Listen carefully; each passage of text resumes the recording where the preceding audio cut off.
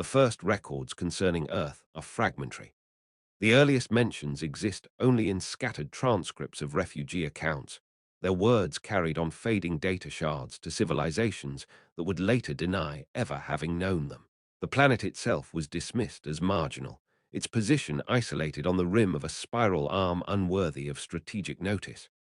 Earth was unremarkable, its gravity modest, its atmosphere unstable, its skies choked by storms of its own making. Yet it was inhabited. The species that called themselves humans endured there. At the time of first contact, they were neither strong nor numerous. Their ships were fragile and slow. Their weaponry, though fierce by their own measure, was negligible compared to the arsenals of the established powers. Their colonies were confined to the nearest worlds, their infrastructure incomplete, their unity questionable. When war came, as it inevitably did, they were abandoned. The Concord of Avarix, which then presided over the order of known space, withdrew its fleets. No explanation was given. The Terrans had been a client civilization under observation, granted limited patronage in exchange for service. Yet when the Dravathi incursions spread across their sector, the fleets that might have shielded Earth never arrived. Human colonies burned. Refugees crowded fragile transports. Their appeals for aid were transmitted into silence. The Concord's archives omit justification. No decree of abandonment has been uncovered. Yet across alien records, there is a consistency. Earth was considered a liability. Its species, fierce but unstable, was unsuited for cultivation.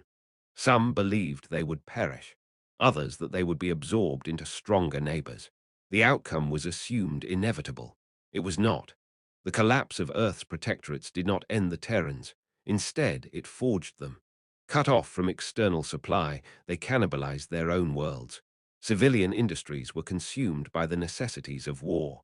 Cities were dismantled to build fleets. Entire populations were regimented into martial labor. Their governments, fragmented and quarrelsome in earlier eras, hardened into councils of survival. The weak perished, the ruthless endured.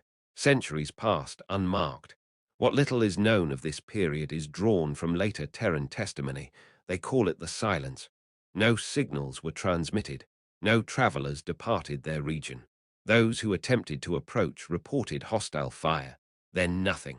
The humans sealed themselves in isolation, unseen yet never extinguished. When the silence ended, it did so violently. The first modern encounter occurred on the fringes of the Velithan Marches.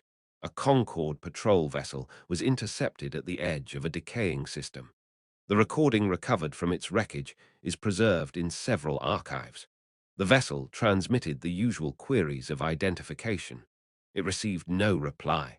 Moments later, multiple contacts emerged from warp, ships of unfamiliar pattern, their hulls sharp-edged and dark. Without pause, they opened fire. The patrol was annihilated within minutes. The attackers did not loot nor linger. They vanished. The Concorde dismissed it as piracy. Then it happened again, and again. Over 2 decades, entire Concorde garrisons disappeared. Worlds along the rim fell silent. Colonies were found lifeless, their atmospheres poisoned, their infrastructures seized. Refugees whispered a name, Terrans. The word spread in fragments, passed in fear. The Terrans had returned not as supplicants but as conquerors. Their fleets were unrecognizable from the relics of centuries prior. No curved or ceremonial forms adorned them, only brutal function. Hulls layered in adaptive armor. Engines shielded to mask approach vectors. Weaponry optimized not for intimidation, but for annihilation. Resistance proved ineffective.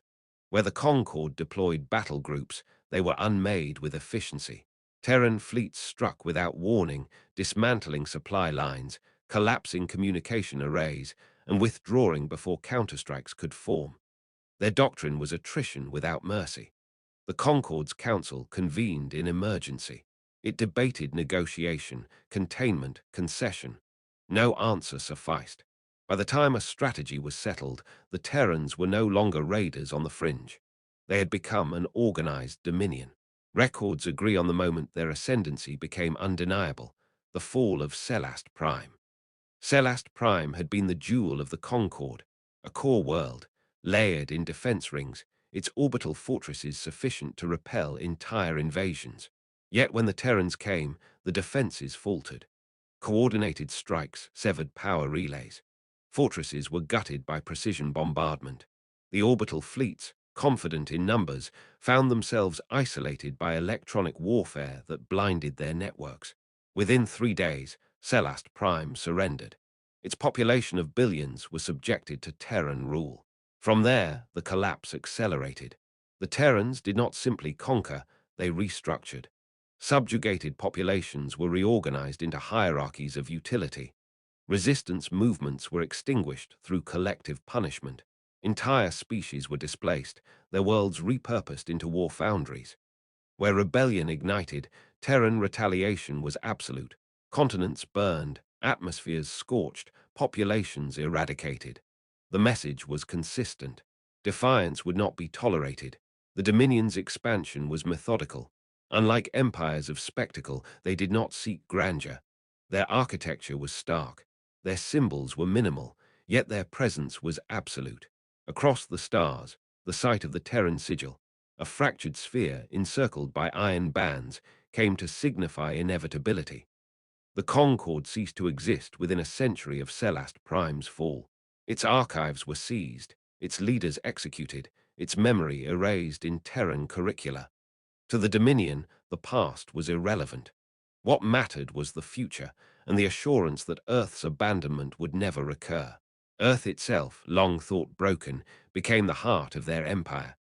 Rebuilt not as a cradle, but as a fortress, it was transformed into a citadel world.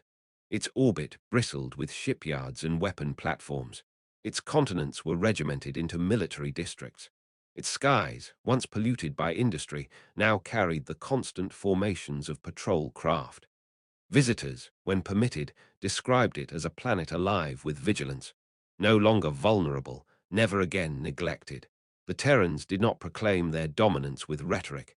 They did not convene galactic councils or issue manifestos. Their doctrine was silence, efficiency, permanence.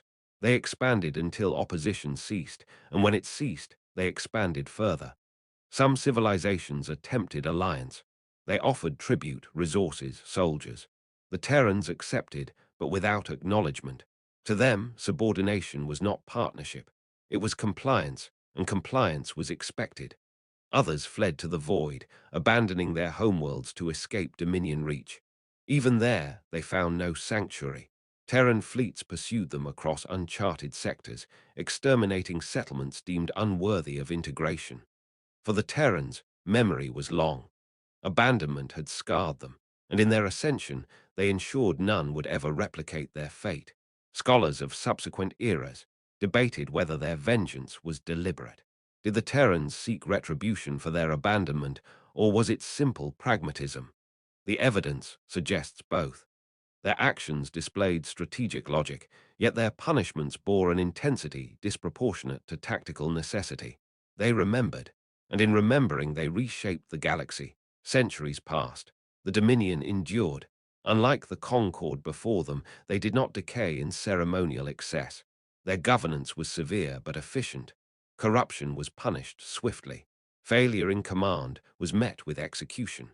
Advancement was granted only through proven merit. Their society revolved around vigilance, an eternal readiness for betrayal that never came, for they permitted no rival to exist. The galaxy adapted. To resist was to perish. To comply was to endure. Entire generations were born and died beneath the Dominion's order, never knowing a time before it. Worlds rebuilt under Terran oversight produced more than they had under independence. Populations, though bound, were fed, sheltered, and employed. Yet always there was the unspoken truth. All of it belonged not to them, but to Earth. Earth, that overlooked and discarded world. Earth, that liability. Earth, that fortress. In the Dominion's chronicles, their abandonment is preserved as origin myth. It is taught not with bitterness, but with clarity. They had been forsaken, and they had survived alone. Therefore they would never depend on others again. The galaxy was unstable, trust fleeting, unity an illusion. The only safeguard was dominance absolute. Thus they endured. The final entries of this chronicle, as preserved in neutral archives, are written with no prediction of decline.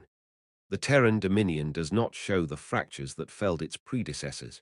It does not indulge in excess. It does not forget. And so the record concludes as it must. The Terrans rose from Earth, abandoned and despised. They silenced their tormentors. They forged an empire not of grandeur, but of inevitability. They do not ask for remembrance. They impose it. The galaxy speaks their name in whispers not because it chooses to, but because there is no alternative. Terrans.